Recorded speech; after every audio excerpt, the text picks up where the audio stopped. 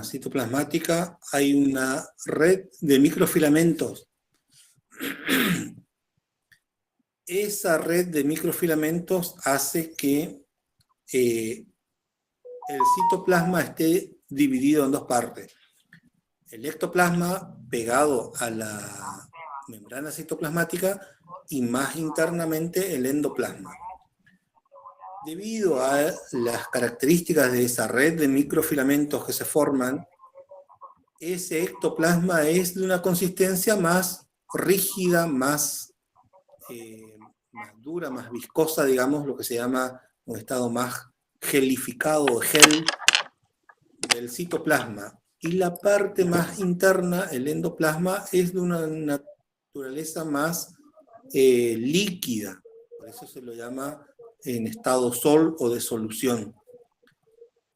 ¿Qué ocurre? Cuando determinados estímulos que se supone que vienen desde el exterior y que interactúan con proteínas de membranas que están en la membrana citoplasmática. Cuando se produce esa interacción se liberan enzimas que descomponen los microfilamentos que están en el ectoplasma, en la zona donde la membrana envía esas señales hacia el interior.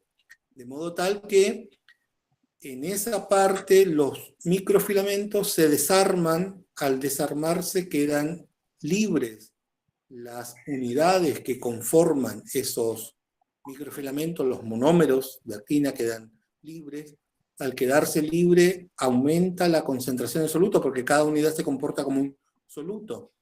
Y eso hace que aumente la presión osmótica en esa zona en particular. Al aumentar la presión osmótica, ¿qué ocurre? El endoplasma, que es de naturaleza más líquida, más fluida, por eso el estado sol o en solución, como se lo suele denominar, migre o se desplace hacia esa zona de mayor concentración osmótica. Eso genera una presión hacia ese punto en particular. Y esa presión hace que todo el cuerpo celular se dirija hacia esa zona.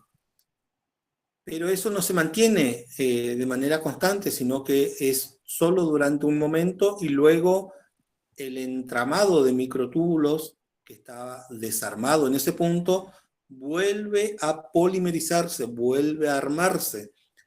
Al armarse nuevamente, deja de haber disponibles monómeros como para que aumente la concentración osmótica y cesa el movimiento.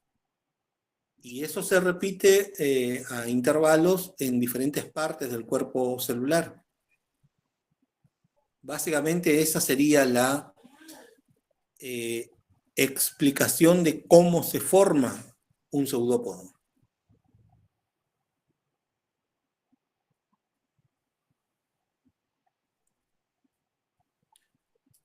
¿Vamos arrancando?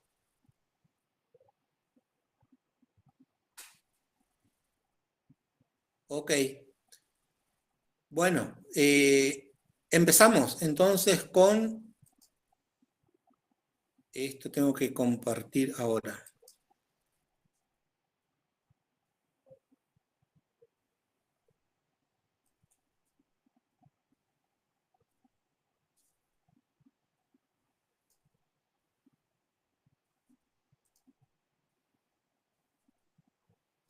Empezamos, ¿eh?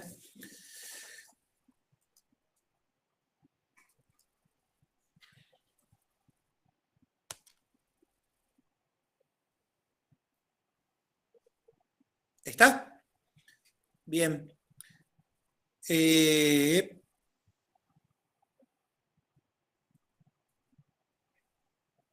Ok. Dentro de los representantes protistas que se comportan como parásitos, vamos a ver a los integrantes del filum Metamonada.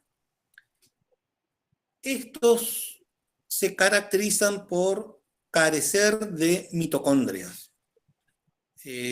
son uno de los pocos grupos de eucariotas que no poseen mitocondria. Son formas flageladas, con uno o más flagelos, el número de flagelos es variable, habitan ambientes acuáticos. En todos los casos son lugares muy pobres en oxígenos y ricos en materia orgánica. También se comportan como simbiontes en el tracto digestivo de muchos animales, principalmente en los herbívoros, donde contribuyen al proceso de digestión de la celulosa. Pero también hay formas que son parásitas y responsables de algunas enfermedades. Esa ausencia de mitocondrias hizo que durante mucho tiempo se los consideraran como uno de los grupos eucariotas más primitivos, pero posteriormente se dieron cuenta de que en realidad es una condición derivada. Perdieron las mitocondrias como un proceso de adaptación al ambiente en el que se encuentran. Ambientes muy pobres en oxígeno hace que sea innecesario mantener una organela que casualmente se ocupa de utilizar el oxígeno para obtener energía, pero si no tenés oxígeno disponible, entonces se desarrollan otras vías metabólicas para la obtención de energía, que son vías anaeróbicas, y eso hace que sea innecesario el mantenimiento de las mitocondrias. En algunos se observa la formación de otras estructuras derivadas de las mitocondrias, que reciben el nombre de hidrógenosomas o mitosomas, y que se ocupan de obtener energía de manera anaeróbica, que no es lo mismo que un proceso de fermentación, que también es otra vía anaeróbica, y que ocurre en el citoplasma, pero acá hay otros mecanismos de obtención de energía por rutas metabólicas totalmente anaeróbicas. De la metamónada vamos a ver integrantes de la clase Fornicata, que se caracterizan por ser bilateralmente simétricos, con dos núcleos de igual tamaño, cada uno de los cuales está asociado a un número variable de flagelos. Hay algunos representantes de vida libre, pero la mayoría son parásitos. Dentro de esta clase se encuentra Giardia intestinales o Giardia lamblia, como también se lo denomina, son sinónimos esos dos nombres científicos, que es uno de los parásitos más frecuentes dentro de la población humana, principalmente los niños. Es el hombre y algunos animales domésticos son los hospedadores, son ciclos monoxenos, tienen una distribución cosmopolita y se localizan dentro del tubo digestivo, principalmente en el duodeno y yeyuno, las formas vegetativas, y en el intestino posterior las formas que son las formas infectantes. Lo que van a ser las formas infectantes son los quistes. En algunos casos también, cuando hay infestaciones muy grandes, pueden invadir las vías biliares, pero lo habitual es que se encuentren dentro del duodeno o yeyuno. Se caracteriza por tener dos estadios, uno que es el estadio vegetativo, otro trofozoito, que es la forma que se multiplica activamente dentro del tubo digestivo y que obtiene el alimento de lo que consumimos, y otra que le permite sobrevivir al medio externo una vez que son eliminados con las heces, que es el quiste. Los trofozoitos tienen de 2 a 15 micras de largo y 6 a 8 de ancho, y una forma que es característica, que es la que ven acá. Es una superficie convexa y otra cóncava, con 4 pares de flagelos. En total son 8, 2 anteriores, 2 ventrolaterales, un par ventral y otro caudal que se dirige hacia atrás, con 2 núcleos bien visibles que contienen un nucleolo cada uno bien refringente, también muy notorio. Eso hace cuando uno mire en un microscopio óptico preparado con Giardia, los trofozoitos de Giardia, da la sensación de tener una carita con 2 ojos que están mirando. Esos 2 ojos que uno ve son los núcleos con los nucleolos. Y el cuerpo alargado en el medio tiene una estructura microtubular bastante rígida que se denomina axostilo. Y bordeando a los dos núcleos hay unos cuerpos de naturaleza fibrosa que no se sabe muy bien qué función cumple y que se denominan cuerpos parabasales.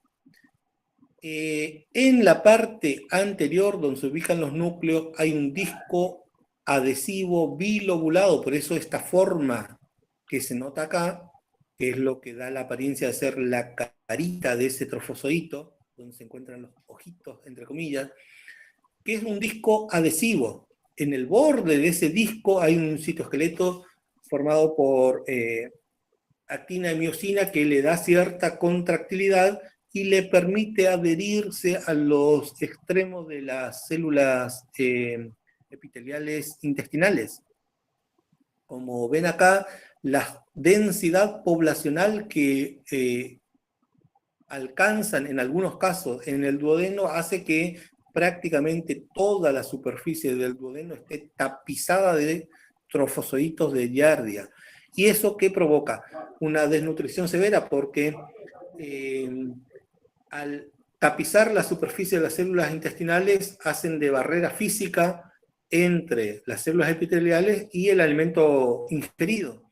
Entonces, ese alimento, en vez de llegar a las células intestinales para que sea distribuido al resto del cuerpo con el torrente sanguíneo, es aprovechado casi exclusivamente por esa cantidad de trofozoitos que se ubican ahí, que no se alimentan directamente de las células, sino que aprovechan todos los nutrientes que contienen el alimento ingerido.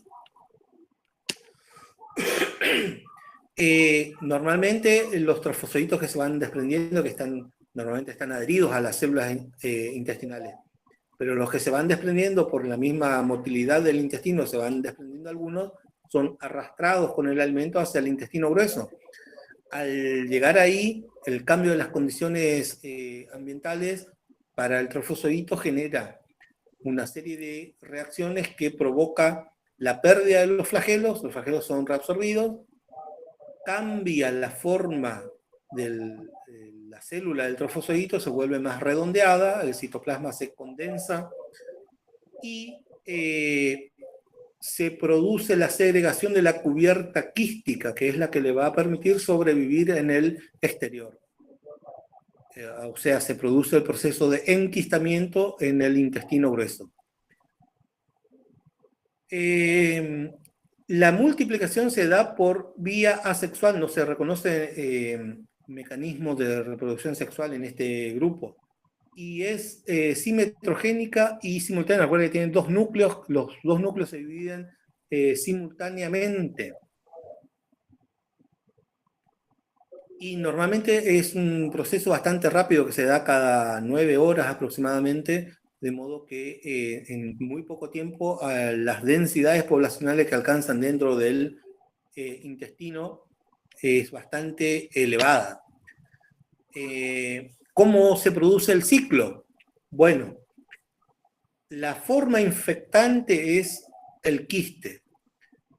Cuando el hombre o los animales domésticos ingieren los quistes que contienen el trofozoito en su interior, ese quiste pasa al estómago, los jugos gástricos comienzan el proceso de digestión de esa cubierta quística y al pasar al duodeno, el cambio de pH hace que se genere el estímulo necesario para que el trofozoito que estaba ahí contenido en ese quiste se active, se libere y comience el proceso de reproducción asexual dentro del duodeno. Avanza, a medida que avanza a lo largo del tubo digestivo, llega al intestino grueso y se produce nuevamente el enquistamiento para retomar el ciclo. Es una enfermedad típica de zonas tropicales y subtropicales, estrechamente relacionada a las condiciones sanitarias. ¿Por qué? Porque depende mucho de la provisión de agua potable, del sistema de desagües cloacales que permitan una mayor estado de salubridad de la población en general. Es una enfermedad ligada más a poblaciones pobres y con bajo nivel educativo. ¿Por qué? Porque la ingestión en el caso del hombre se da por los malos hábitos de higiene al momento de alimentarse, es decir, manos sucias, alimentos mal lavados o lavados con aguas contaminadas con efluentes cloacales. En el mismo filum tenemos otro grupo, la clase Parabasalia, que se caracteriza por tener un número variable de flagelos, en todas formas flageladas dentro de Metamonada, pero con una membrana ondulante muy característica asociada a un axostilo que recorre el cuerpo celular y otra estructura microtubular llamada costa que se ubica debajo de esa membrana ondulante. ¿Qué es una membrana ondulante? Es parte de un flagelo que permanece adherido a lo largo del cuerpo celular por un repliegue de la membrana citoplasmática. De modo tal que cuando ese flagelo se mueve, a medida que va batiendo, ese reborde de membrana citoplasmática que lo está sosteniendo también se mueva y da la apariencia, cuando uno observa en el microscopio óptico, de ser una cortina o una membrana que se mueve u ondea con el viento. De ahí el nombre de membrana ondulante. Hay una variedad muy grande de parabasálidos que viven como simbiontes en el tubo digestivo de organismos que se alimentan de celulosa y contribuyen a la degradación de esa celulosa. Pero también hay formas parásitas. La división es asexual por pleuromitosis extranuclear cerrada.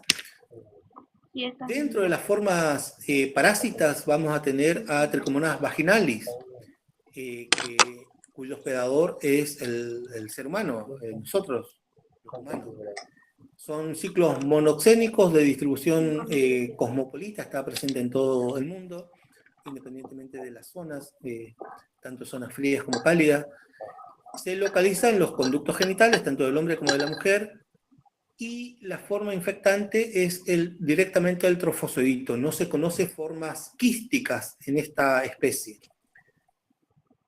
El trofozoito se caracteriza por tener 4 flagelos dispuestos hacia adelante, más un flagelo que se dirige hacia atrás y que forma la membrana ondulante. Perdón, a ver si entiendo qué quieren decir. Ocultar el mensaje que destapa al texto no chico. Ocultar esto ahí.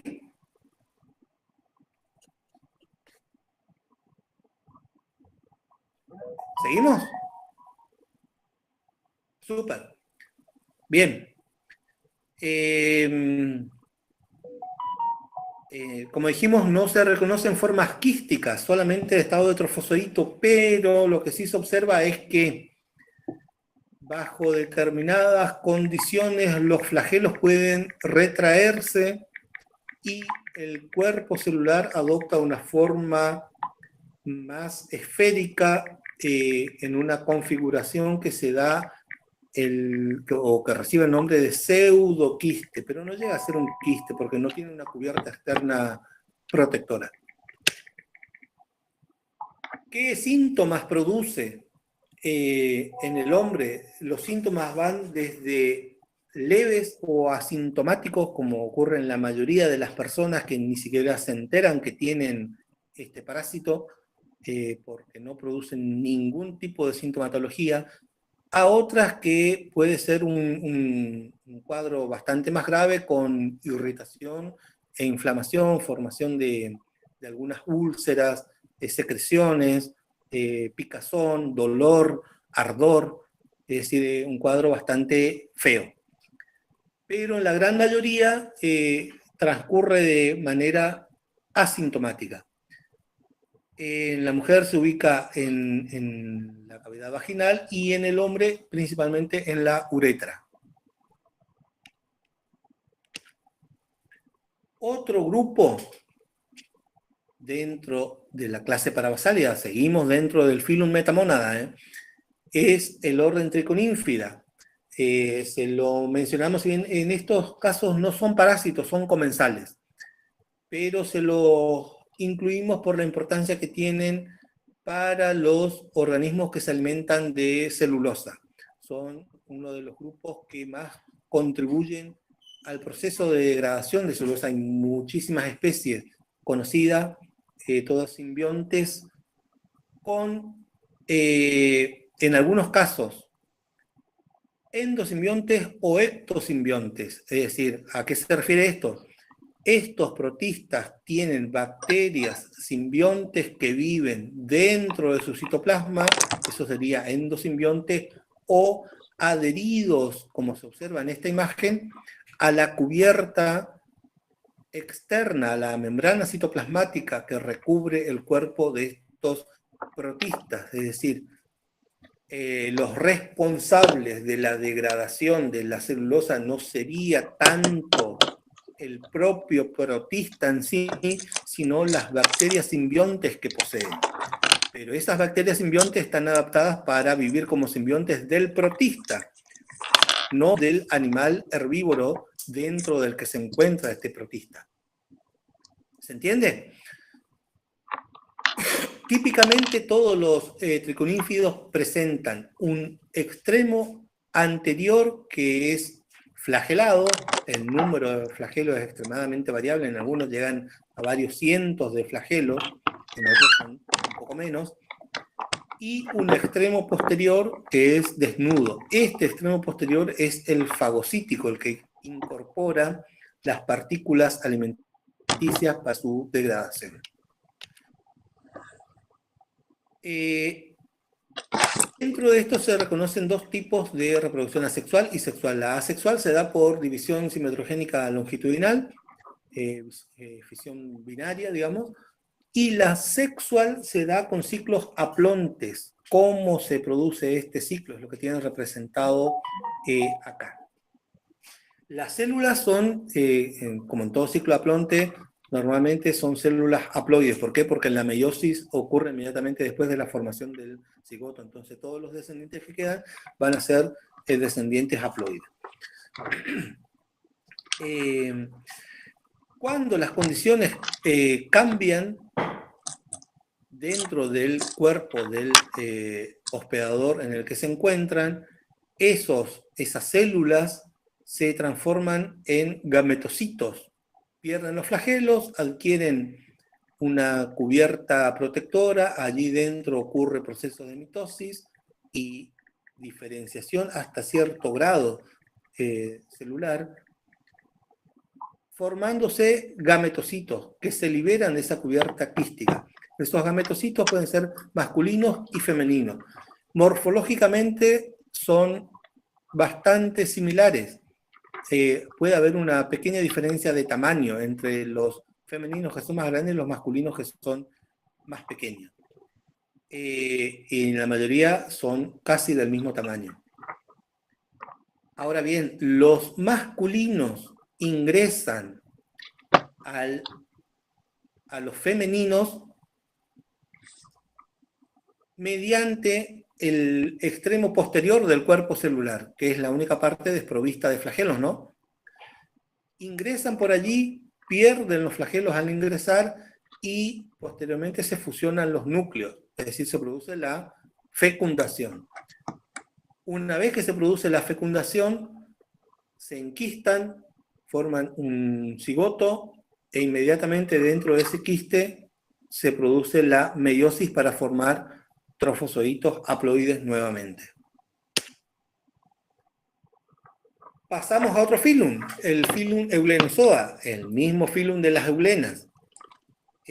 Habíamos dicho que hay representantes parásitos, como el caso de los responsables de la enfermedad de Chagas. Estos se ubican dentro de la clase Kinetoplastea. Anteriormente estaban en un filum separado que era el filum kinetoplástida. Posteriormente se dieron cuenta mediante las pruebas genéticas y moleculares que están en el mismo grupo que las eulenas, entonces se los englobó a todos dentro del filum Euglenossoa, se mantienen en clases separadas. Todos los kinetoplástidos son heterótrofos. La mayoría son parásitos de invertebrados, vertebrados, incluso de vegetales, y hay muy pocos representantes de vida libre. En todos los casos se observa una única mitocondria que se caracteriza por tener un acúmulo de ADN mitocondrial que recibe el nombre de ADN kinetoplástico, que es muy visible al microscopio óptico y que tiene la particularidad de ese acúmulo de ADN mitocondrial o kinetoplástico ubicarse cerca de la base del flagelo. De ahí el nombre de kinetoplasto que se le da. Kineto viene de movimiento. Tienen un solo flagelo, pero asociado a una membrana ondulante. Dentro de esta clase vamos a ver al orden Trypanosomátida, donde se encuentra el género Trypanosoma, que es el responsable de la enfermedad de Chagas. Y todo este grupo se caracteriza, la familia Trypanosomatidae, el orden Trypanosomátida, por presentar varias formas corporales a lo largo del ciclo. Las formas corporales van a variar de acuerdo a la especie. ¿Cuáles pueden ser esas formas corporales? Una forma amastigota, es decir, sin flagelo, porque el flagelo se encuentra reducido dentro del cuerpo celular y recibe el nombre de rizoplasto con Z. Esto que ven en rojo es la base del flagelo y esto es el núcleo. Entonces, en cada una de las formas corporales vamos a ver cómo esa base del flagelo va a ir cambiando en relación al núcleo. Además de la mastigota, tenemos una forma esferomastigota, que, como su nombre lo está indicando, tiene una forma esférica y un flagelo anterior. En la promastigota, la forma corporal ya es alargada y el flagelo sigue siendo un flagelo libre en posición anterior. Y la forma siguiente es la epimastigota, que se caracteriza por forma alargada, pero acá ya hay una corta membrana ondulante, la base del flagelo se desplaza hasta cerca del núcleo, pero sigue estando en posición anterior a él, y en la forma tripomastigota, la base del flagelo queda en posición posterior al núcleo, en el extremo posterior del cuerpo. El flagelo siempre es hacia el extremo anterior. Y acá sí tenemos bien desarrollada toda la membrana ondulante que recorre prácticamente todo el cuerpo celular del parásito.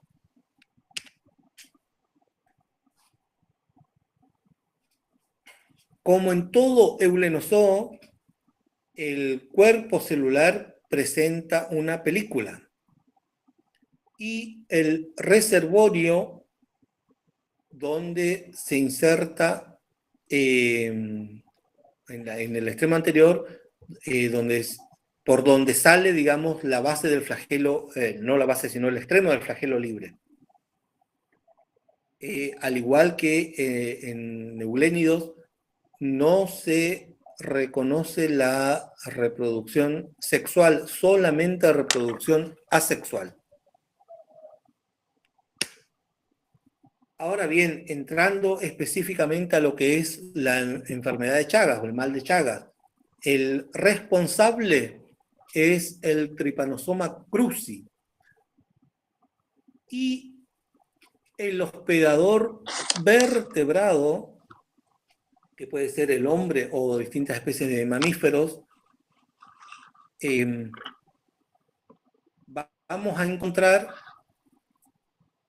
que se localiza dentro de algunas células y tejidos, como ser el músculo esquelético, el músculo cardíaco, el vaso. En algunos casos también se observa dentro del sistema nervioso o en la musculatura lisa del tubo digestivo.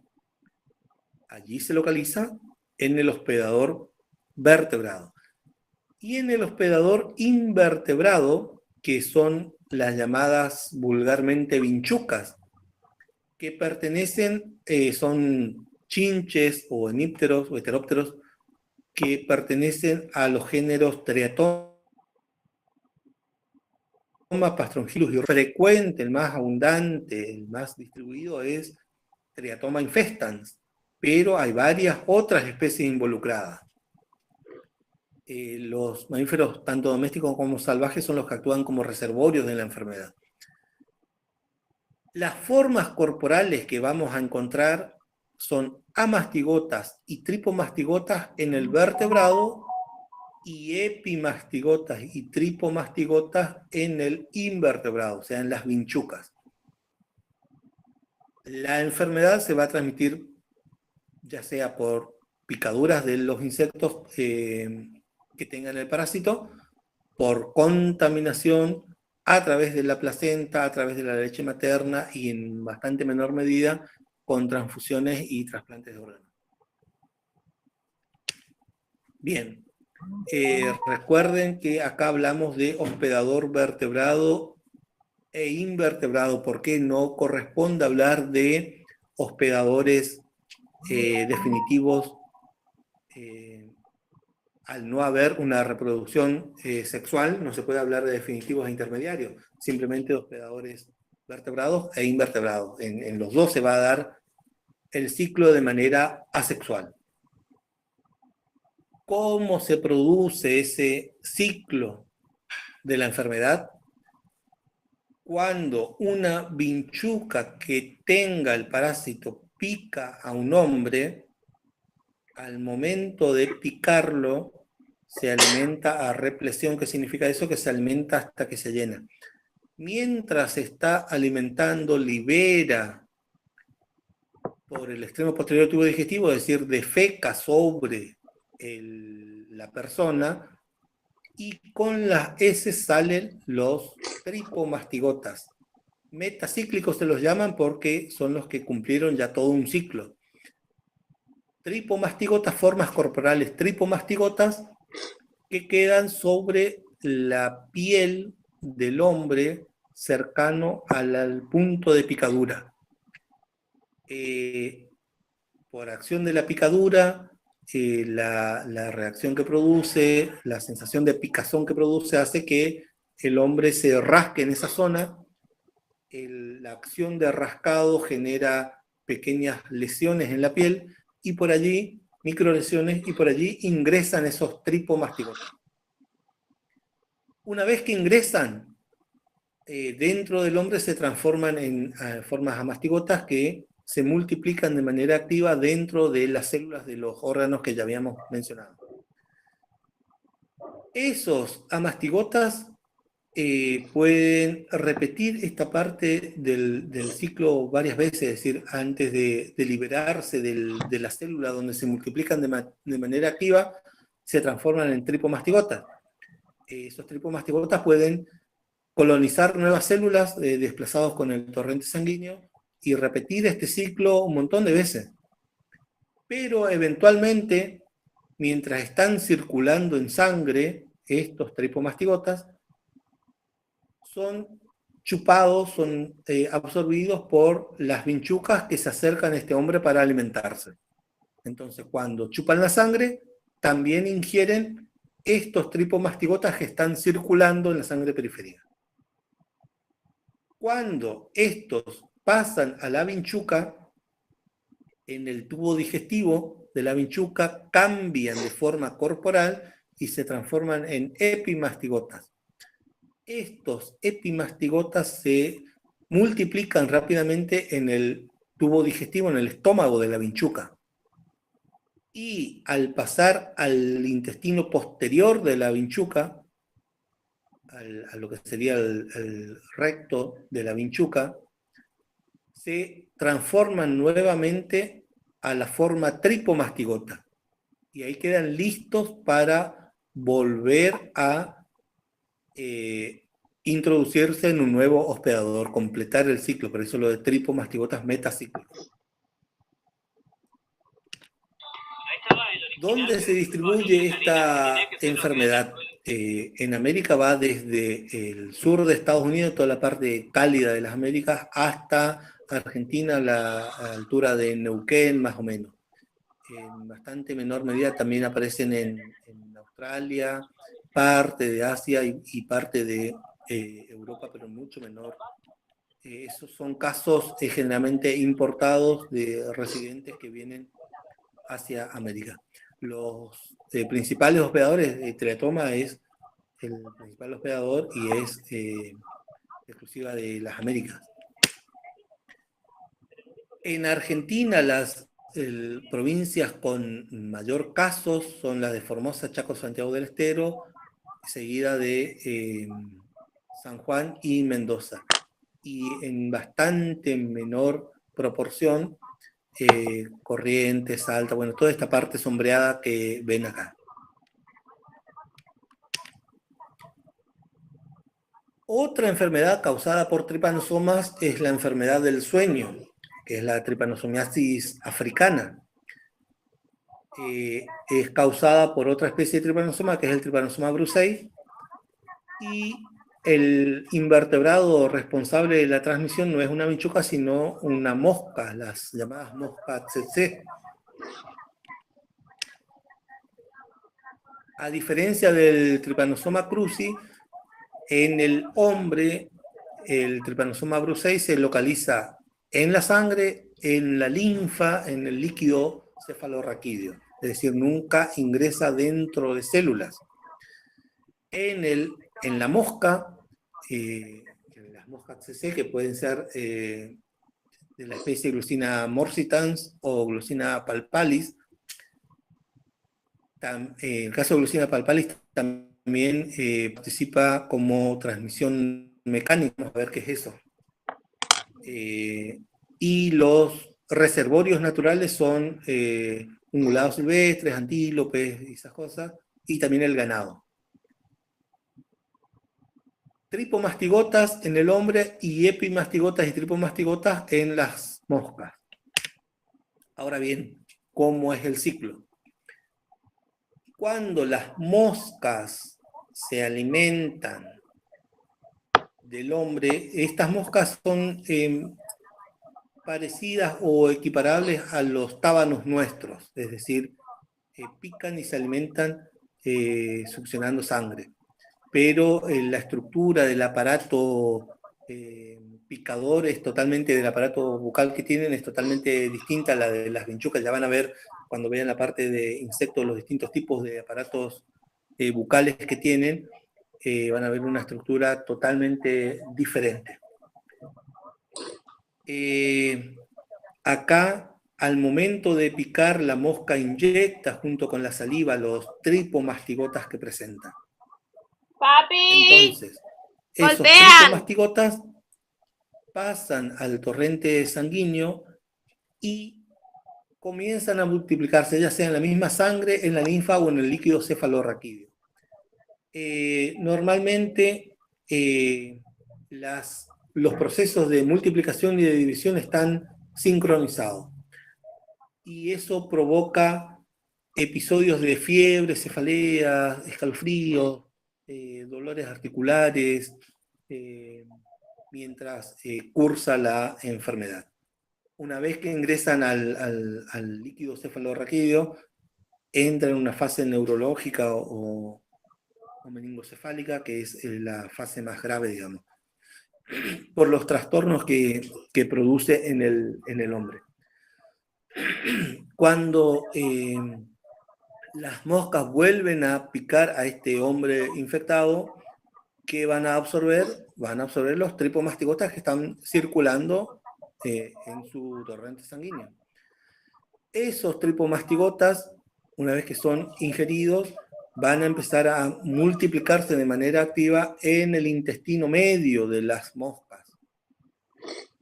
Pero siempre manteniendo su forma de tripomastigotas, no se transforman en epimastigotas como ocurre en la vinchuca. En el intestino medio se dividen activamente y luego ahí sí recién se transforman en epimastigotas para migrar hacia las glándulas salivales de las moscas, no hacia el extremo posterior del tubo digestivo como ocurre en Minchuca. Entonces, vuelven hacia el extremo anterior del tubo digestivo, pasan a las glándulas salivales y allí esperan hasta el momento en que la mosca se alimenta. ¿Por qué? Porque al momento de alimentarse vuelca su saliva para favorecer el proceso de alimentación, entonces inyecta las formas tripomastigotas que se encuentran allí.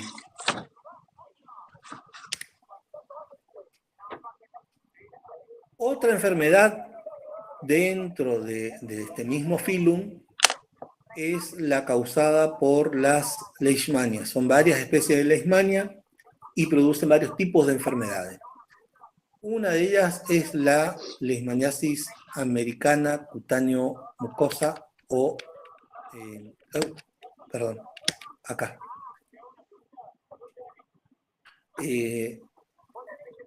Hay varios tipos de leishmaniasis, varias especies de leishmania que provocan varios tipos de enfermedades.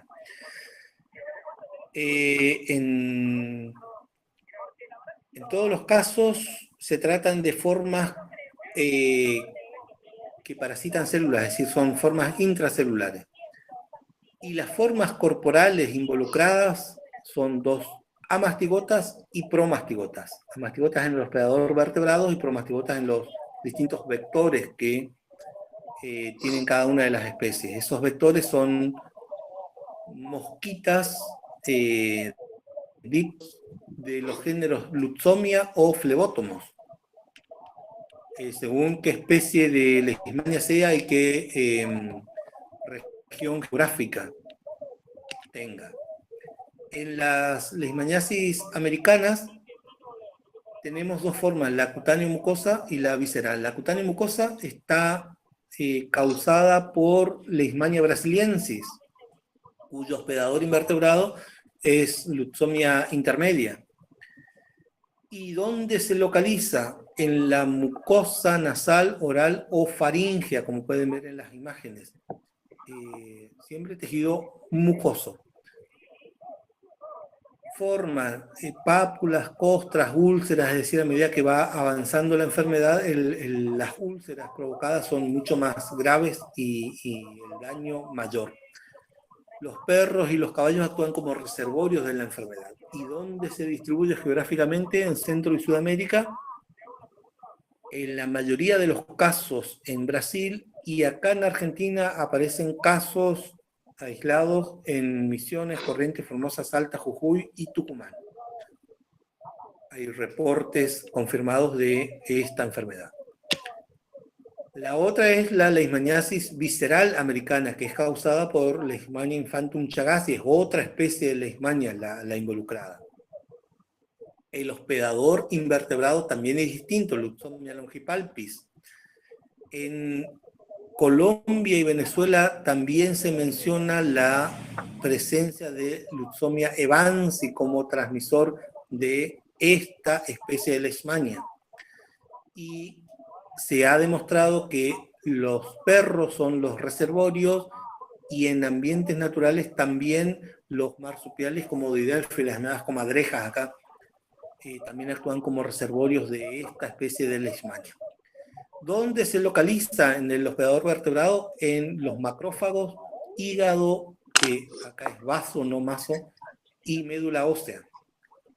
Y el cuadro que produce es bastante grave por los daños que provocan en estos órganos. En Argentina, su distribución incluye las provincias de Misiones, Chaco, Formosa, Corrientes, Entre Ríos, Agüero y Salta. Y se ha observado que ataca principalmente a niños menores, no tanto a la población adulta. Los casos reportados son casi siempre en chicos pequeños. Otras formas de leishmania son las no americanas, que se dan fuera del continente americano.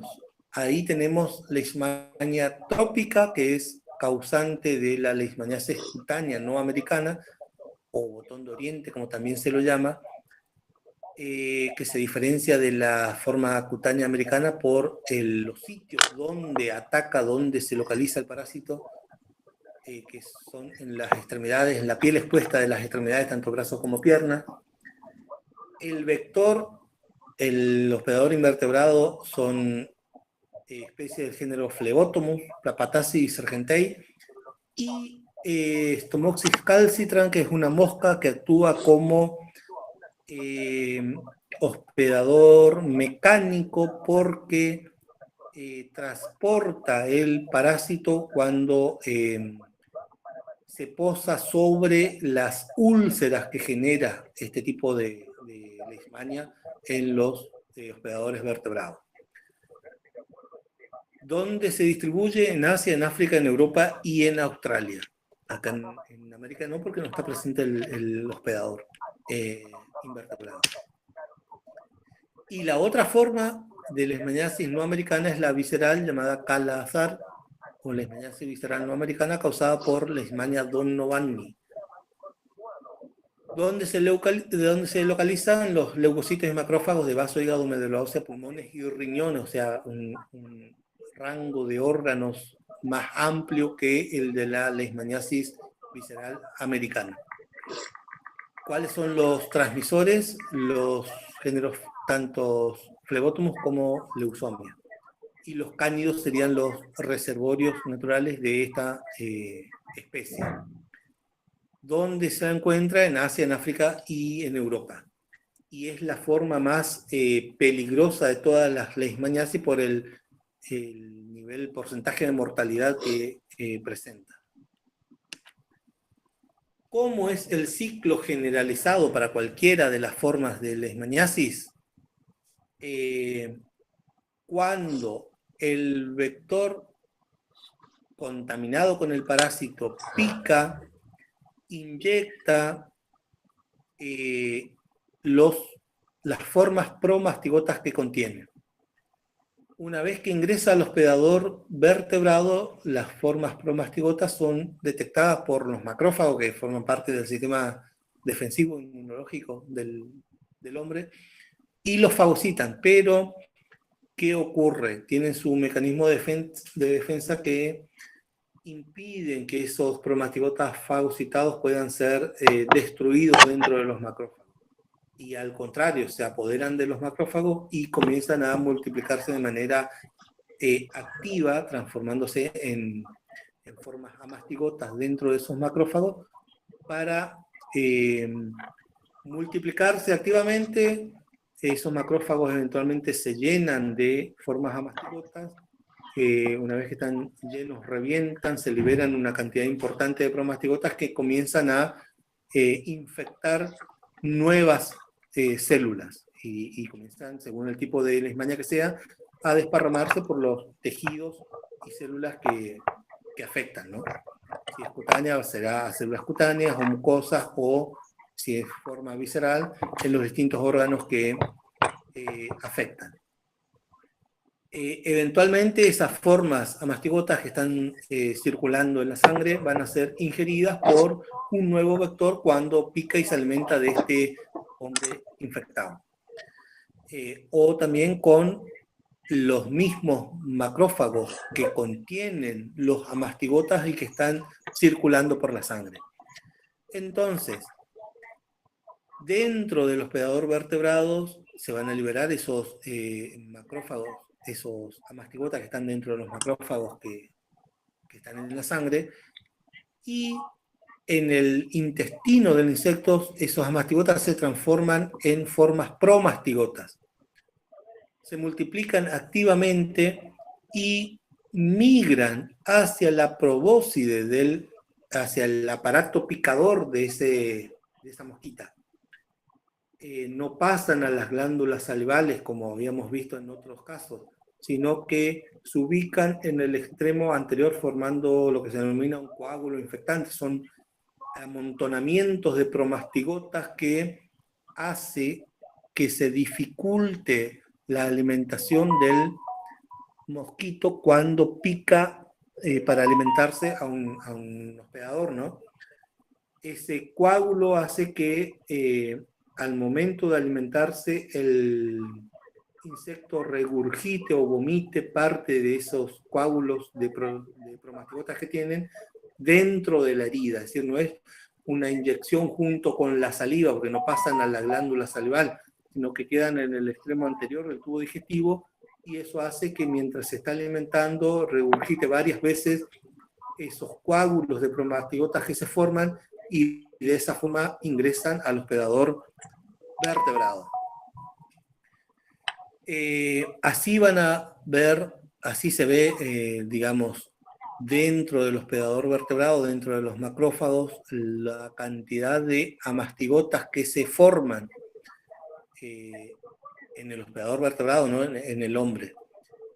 Y así, como ven acá, son los promastigotas que se observan en el intestino de los hospedadores invertebrados, dentro de los vectores, digamos. Formas alargadas con el flagelo anterior.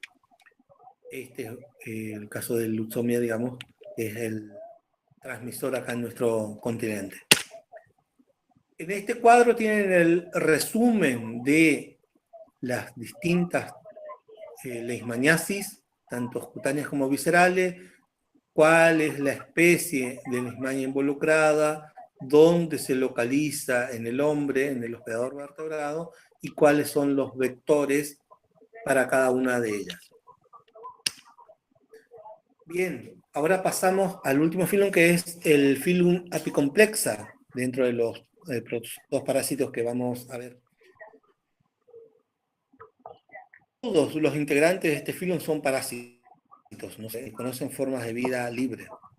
Y el nombre del filum apicomplexa hace referencia al complejo apical que se observa en la forma, en el extremo anterior del cuerpo de este protozoo.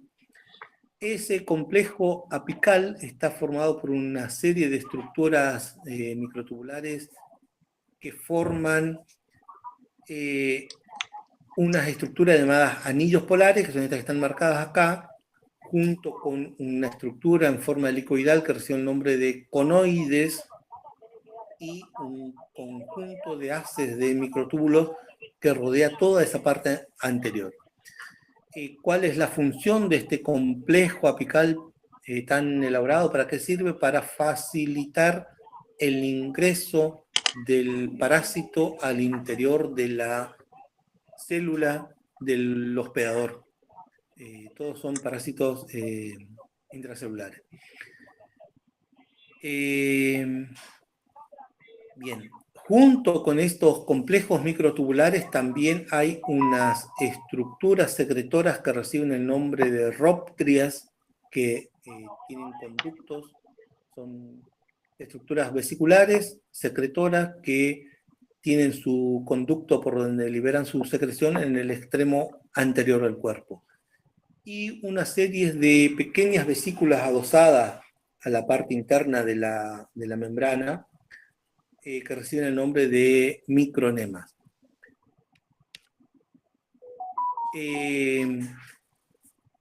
Tienen ciclos bastante complejos los integrantes de este filum, con procesos de división celular característicos de este grupo, que constituyen los procesos de esquizogonia, gametogonia y esporogonia, que no se observa en otros grupos. Este que tienen acá es el ciclo generalizado, válido para todo el filum. En algunos grupos particulares hay ciertas variaciones, pero a lo largo del ciclo van pasando por distintos estadios o formas. El esporozoito sería la forma infectante, que pasa a un estado vegetativo o de alimentación, que es el trofozoito.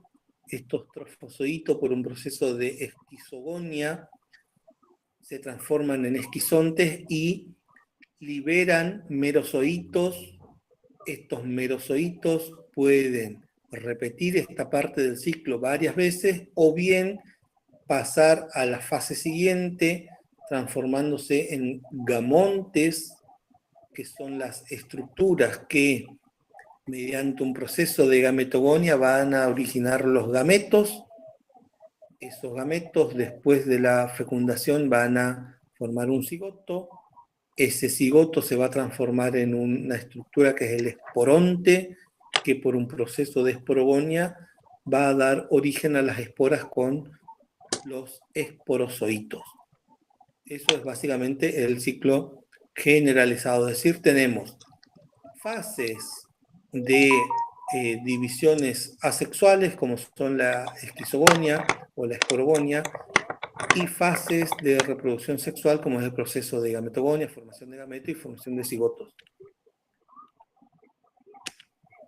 Ahora bien, dentro de este filum vamos a tener a los responsables de la enfermedad llamada malaria o paludismo, que son especies del género Plasmodium, cuyos hospedadores definitivos, recuerdan la diferencia entre hospedador definitivo, es donde se encuentran las formas sexuales del parásito.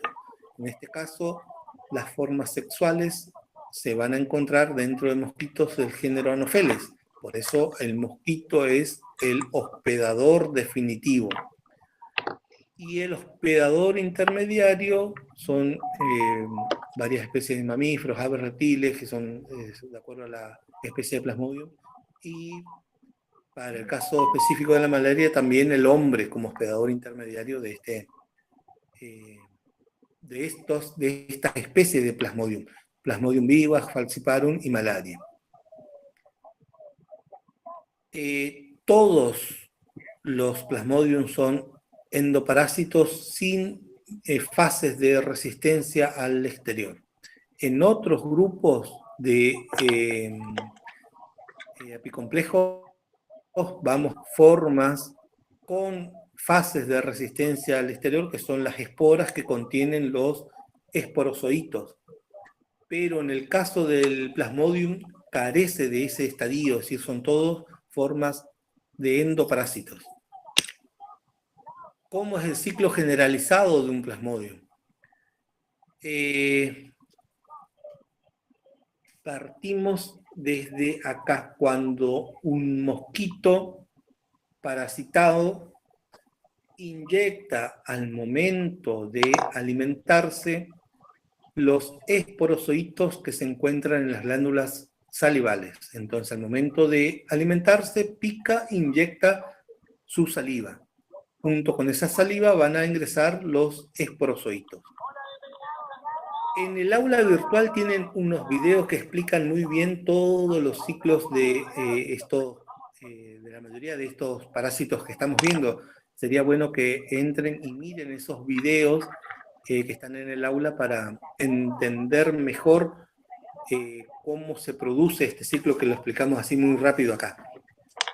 Esos esporozoitos van a ingresar, pasan a la sangre y de allí pasan primero a las células del tejido hepático. Una vez que llegan ahí, arrastradas por el torrente sanguíneo, van a ingresar a los hepatocitos.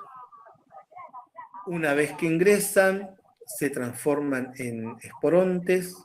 Por un proceso de esporogonia van a dar origen a los merozoitos. Esos merozoitos pueden repetir esta fase del ciclo un número indefinido de veces o pasar a infectar a los eritrocitos.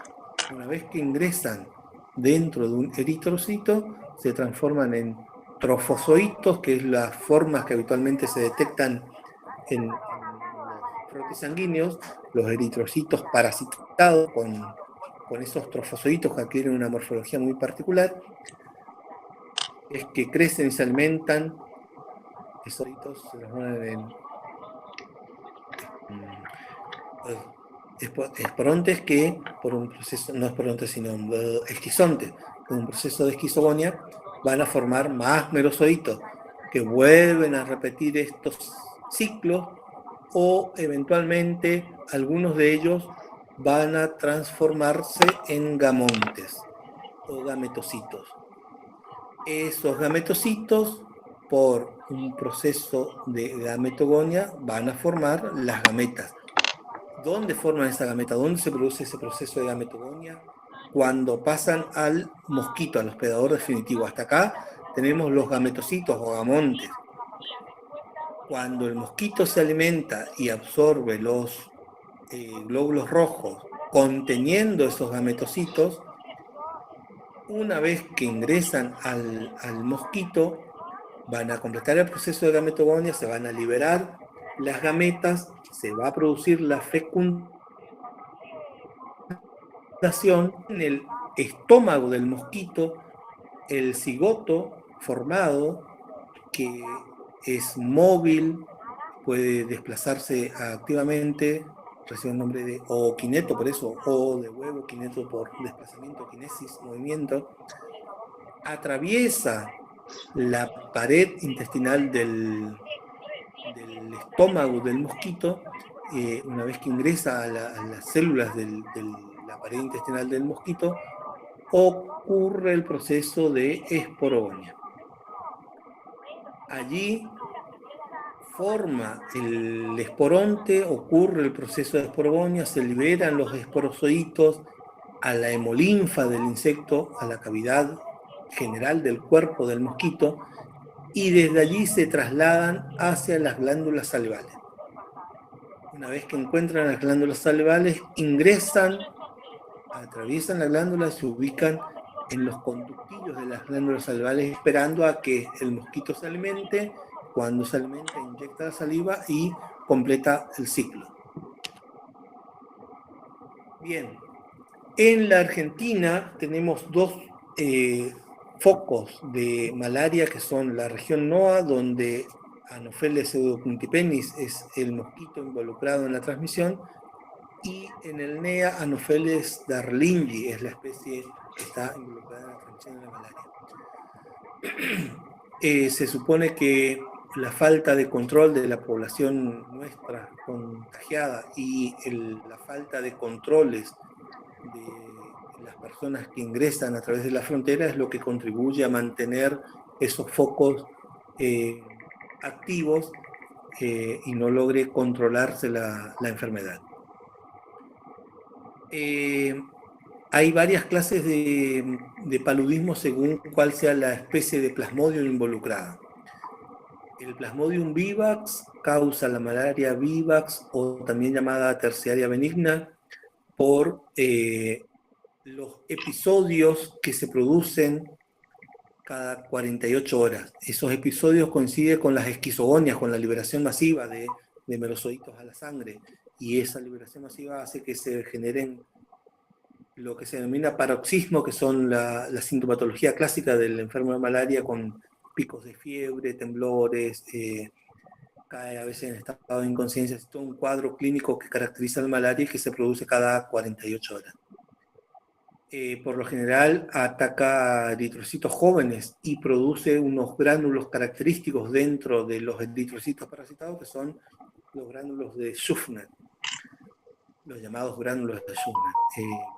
Esos gránulos son los que permiten diferenciar una malaria de otra, además de las características particulares de algunos trofozoitos que tienen. La otra es el Plasmodium falciparum, que produce paroxismo cada 36 o 48 horas, y la otra es causada por Plasmodium malariae, que causa la malaria cuartana con esquizogonias o paroxismos cada 72 horas. Para que un mosquito sea transmisor de la malaria, tiene que alimentarse frecuentemente de sangre, particularmente de sangre humana, no de cualquier tipo de sangre. Tiene que tener afinidad por la especie humana para poder ser un transmisor de la enfermedad. Pero además tiene que ser sensible a los gametocitos que ingiere junto con esa sangre. Es decir, los gametocitos cuando ingresan al mosquito tienen que poder completar el ciclo, si no, el mosquito, por más que se alimente de la sangre de un enfermo palúdico, no va a lograr completar el ciclo, como ocurre con la mayoría de las especies de otros mosquitos que también nos pican a nosotros, pero que no se comportan como vectores porque no pueden completar esa fase del ciclo. y tienen que tener la particularidad de alimentarse en los momentos en que los gametocitos están en sangre periférica. ¿Esto qué significa? Que los gametocitos no circulan en sangre periférica durante todo el día, sino particularmente durante ciertos horarios. Y los mosquitos tienen que preferir alimentarse en esos horarios. Normalmente cada especie de mosquito tiene su horario de alimentación, aunque a nosotros nos pican mosquitos durante todo el día, pero son especies diferentes de mosquitos que van sucediéndose temporalmente a lo largo de las 24 horas del día, ¿no? Hay algunos que se alimentan, como el caso del mosquito del dengue, la Aedes aegypti, que prefiere alimentarse a la tardecita. Hay otros que lo hacen durante la noche, hay otros que lo hacen durante la mañana, otros que lo hacen al mediodía, es decir, distintas especies tienen distintos horarios de alimentación. Así es como se ven los glóbulos rojos cuando tienen los trofosoditos en sangre, tienen esa forma típica de anillo. La cantidad de trofosoditos que podemos encontrar en un glóbulo rojo va a variar según qué especie de Plasmodium sea. En Plasmodium vivax lo normal es que necesita un solo trofosodito por glóbulo rojo. En Plasmodium falciparum puede haber muchos más, hasta 4 o 5 en cada uno de los glóbulos rojos. Con técnicas específicas se puede colorear los gránulos que se forman como resultado del proceso metabólico del trofosodito, no sé, de la hemoglobina del eritrocito, y eso tiene características diferentes en cada especie de Plasmodium. Y por último, vamos a ver la toxoplasmosis, que es la enfermedad del gato causada por Toxoplasma gondii. También es un parásito intracelular obligado. En el caso del toxoplasma puede atacar cualquier tipo de órganos, tiene muy baja preferencia, entonces podemos encontrar parasitando el mismo Toxoplasma gondii, ataca tanto al hombre como a distintas especies de mamíferos, a aves, pero en todos ellos se produce un ciclo asexual y solamente logra completar su ciclo sexual cuando parasita al gato y a otros felinos. El responsable de mantener y diseminar la enfermedad por la gran cantidad de ooquistes que libera al ambiente es el gato y los otros felinos que participan de esta enfermedad. Y son los principales reservorios. El gato no produce mayores patologías, pero sí en el resto de los animales que ingieren esos ooquistes. Tanto aves como roedores pueden adquirir la enfermedad al ingerir los ooquistes esporulados que se encuentran en el suelo. Esos mismos ooquistes también son la fuente de infección para los gatos, ¿no? Que se autoinfecta, pero también puede el gato contagiarse al alimentarse de estas aves y roedores que contengan el parásito. Normalmente los quistes recién eliminados no son infectantes, sino que necesitan un proceso de maduración de alrededor de 4 días para que esos ooquistes puedan formar los esporozoos, es decir, se produce el proceso de esporogonia dentro del ooquiste y se formen los esporozoitos infectantes en su interior. Tenemos 3 formas entonces: la forma vegetativa o trofosoditos, que son los que se liberan cuando el hombre y los animales ingieren los ooquistes esporulados.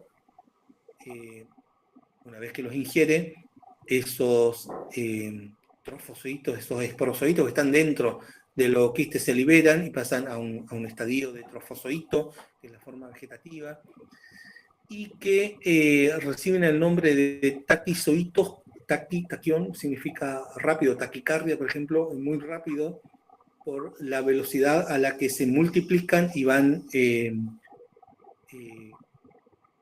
colonizando nuevas células. que tiene una desventaja que es que son muy sensibles al sistema inmunológico de los hospedadores vertebrados, ¿no? Entonces, al poco tiempo pasan a una forma latente que recibe el nombre de bradizoitos, que se multiplican muy lentamente y que permanecen como quistes tisulares dentro de las células del hospedador. Y además de estas dos formas, la fase de resistencia, que es el quiste osporulado que se encuentra en el exterior, ¿no? Bien, entonces, los taquizoitos son las formas proliferativas que se dividen muy activamente y que son los que van colonizando las células de los distintos tejidos del hospedador donde se encuentran, pero son muy sensibles tanto al sistema inmunológico como al propio jugo gástrico. Por eso un taquizoito no es una forma infectante. Si un animal se alimenta de otro que tiene los taquizoitos, no se contamina, porque los mismos jugos gástricos destruyen todos los taquizoitos presentes. No constituyen formas de transmisión, pero sí los quistes que se encuentran en los tejidos. Entonces, el gato puede contagiarse ingiriendo los quistes esporulados que libera con sus propias heces, o bien ingiriendo los pseudoquistes con bradizoitos que se encuentran en los tejidos de las presas que están contaminadas con, o que están contagiadas con este toxoplasma, ¿no? En los hospedadores intermediarios, en el hombre, en los animales herbívoros, en los roedores o en las aves, se pueden contagiar, digamos, ingiriendo los ooquistes o ingiriendo los bradizoitos que se encuentran en los pseudoquistes, en los órganos, en el tejido muscular, principalmente la carne, digamos, de animales contagiados, y que ese alimento esté mal cocido como para permitir la sobrevivencia de esos pseudoquistes. ¿Está?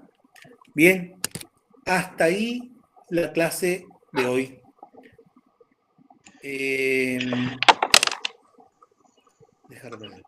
Bien.